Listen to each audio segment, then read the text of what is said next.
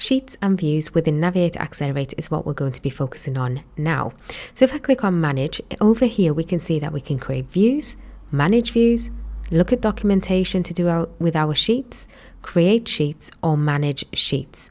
So there's a lot of things that we can do, but within this short video we're going to concentrate on creating sheets and editing sheet parameters as well.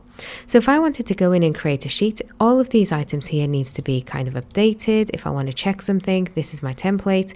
If I go ahead and add these views here, then these are going to be my items that I need to update before I go ahead and create those sheets. So this top one is our template, so it says template sheet, and if I want to change the sheet number, so say I want this to be A2, then what I'm going to do is I'm going to utilize some of the functionality, and I'm going to say fill increment, and now I have A1, A2, A3. Now this one has come up in red because we have a duplicate somewhere. So if I have a look at this one is a duplicate. So I'm going to say, right, okay, well, I'm going to have to change this one, and that's going to have to be A3. And then if I just utilize the functionality again, fill increment until I have no more red available.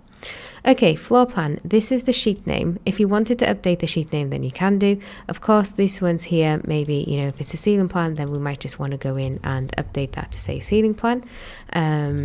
And we have all these items over here. Now, again, we can go in and say, right, okay, who has approved this? So if it was AB who's approved this, then all of them will be by AB. Let's say OJ was the checker and all of those were updated, etc. We can carry on until the end.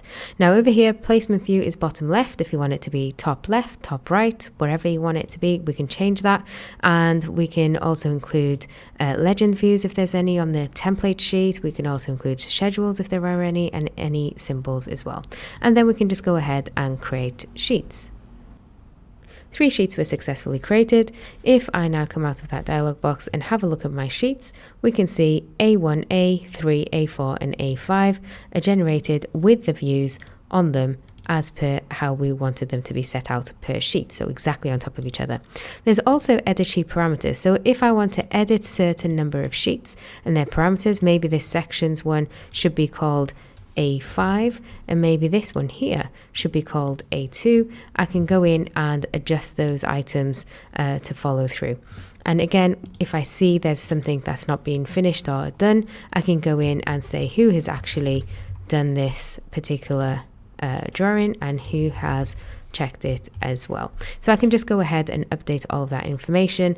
Those sheets are then updated and my project is updated to suit. Very nice and easy in terms of updating our sheet parameters.